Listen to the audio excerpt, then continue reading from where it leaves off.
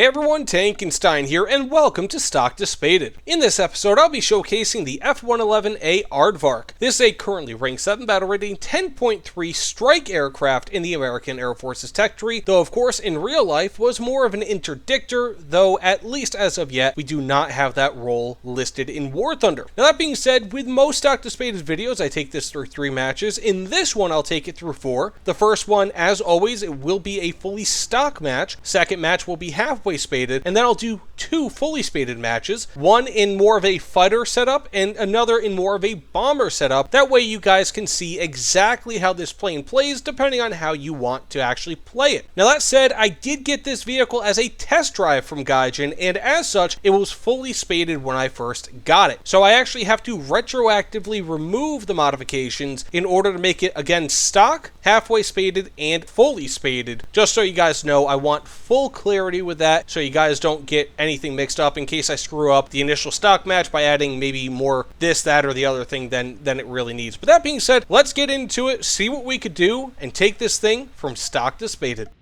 So here we are fully stock in the F-111A Aardvark. Bear in mind, again, I had to kind of simulate exactly what sort of loadout I would have fully stock. Now again, this has no performance upgrades on it. It has, again, base flares, and as far as I could tell, the stock variant of this has 2 AIM-9Bs plus the gun underneath. Now, again, tell me if I'm wrong with that, because I really want to know, but I'm doing my best to simulate this, because again, Gaijin gave me a fully spaded variant, and yeah, I want to do this correctly. Now that being said, this is a very large, very fast aircraft, fully stock. I'm easily exceeding Mach 1 at sea level, and it's, you know, got a very, very well crafted cockpit here. I mean, like, really, just beautiful job, Gaijin. But regardless, 2 AIM-9Bs and a gun at 10.3 BR is not all that great. This thing has a tremendous amount of energy bleed, and realistically speaking, I mean, this thing is an interdictor. Which basically means it's going to go deep in enemy airspace, bomb the heck out of the enemy, and in theory, come back. And this vehicle is, at least for the role in which I'm playing it in this match, I'm not going to say it's ill-suited, but it's about as close to ill-suited for that role as you're going to get. It doesn't really turn poorly for its speed and its weight, but it also doesn't turn well, might be a good way to put it. It just, again, it bleeds too much speed to be a reliable turner. Like, as you can see here, it's not all too bad. Okay, it looks like I got some enemies maybe on my tail. I'm just going to fire this because I can. So we have a MiG-23 MLA behind me. Okay, he's pulled off, thankfully.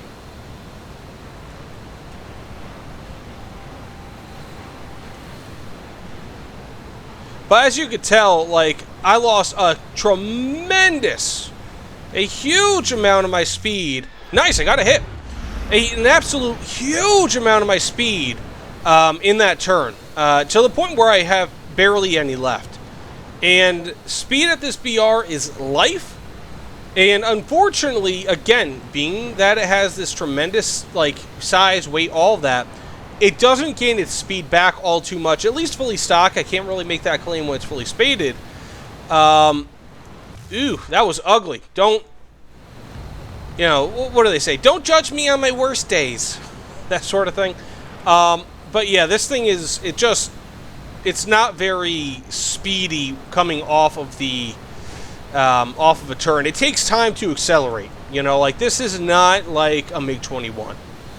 Where, like a MiG-21 BIS specifically, like, where you can kind of accelerate out of a turn, and, ooh, ugly. And do okay that way. So we have an Su-22. Got a hit on him. Can't complain about that. J7. Let's see. I'm going to go for this MiG-21. He's going for me, obviously. Whoa! Now, I do have auto-launch flares, which is nice. You know what? I'm just going to go do a head-on with this MiG-27 here, because it doesn't really look like I've got too many opportunities for too much else. Just turning around with that J70 is a losing proposition. I'm not going to get it. So if I can accelerate and try to go for this MiG-27, that might be a winner. Can I hit him with an AIM-9? Wouldn't that be something?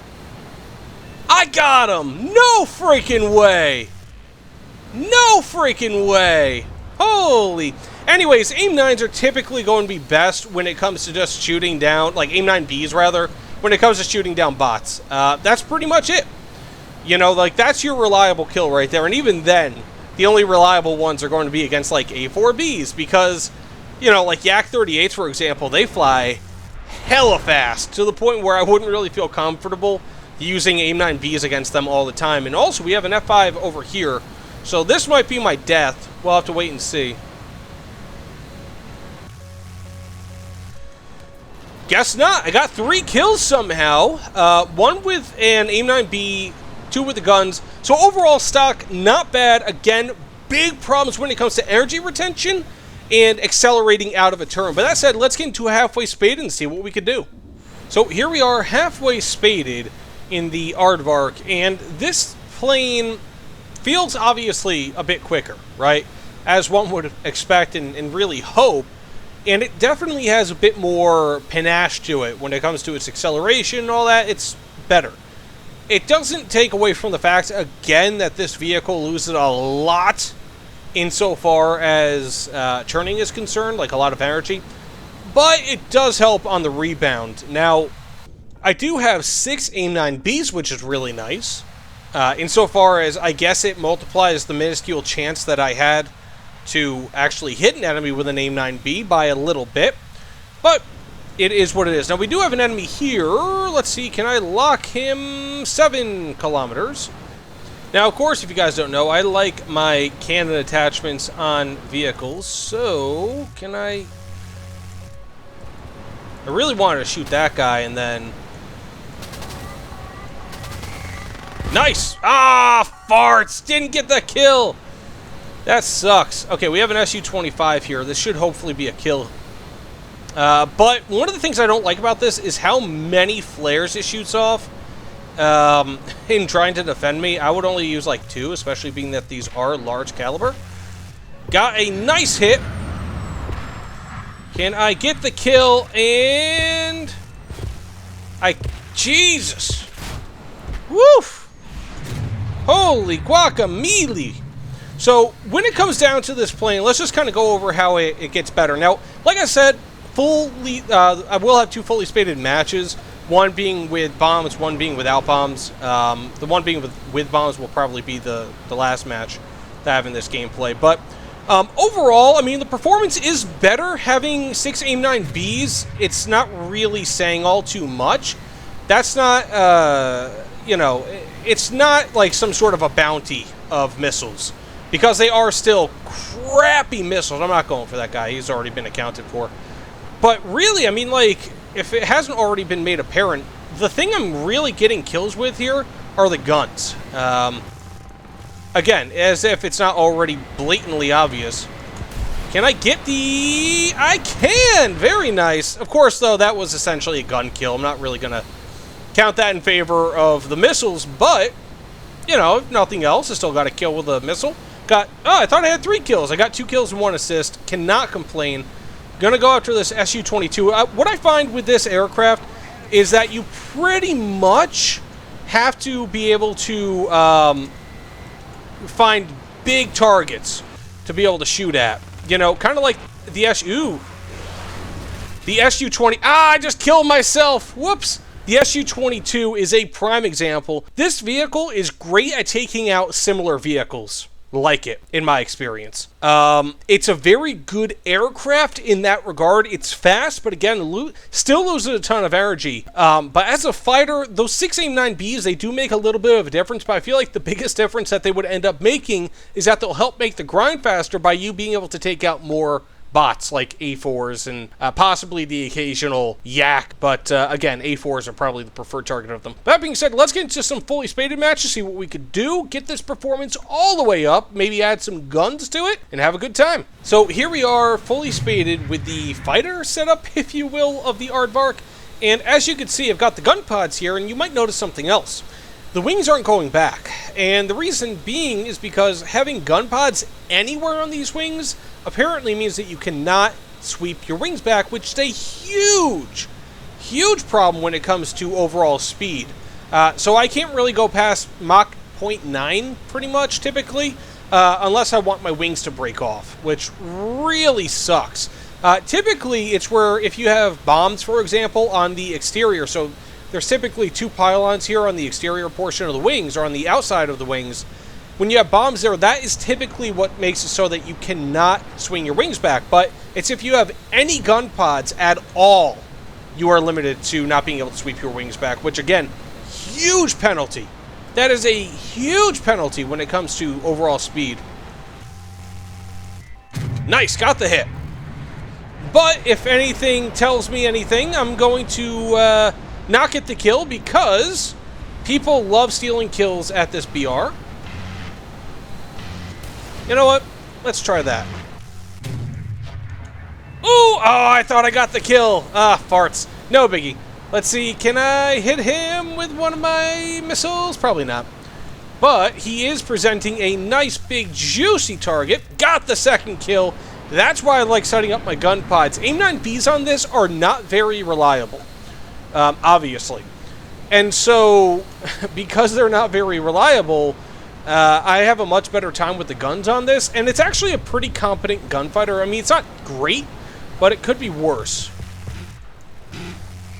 Got a crit. Now, I am noticing that I am getting many more crits than outright kills with this. In fact, actually, most of my kills don't come immediately. Rather, they come from a few seconds after I do whatever. I'm going to probably get killed about here now.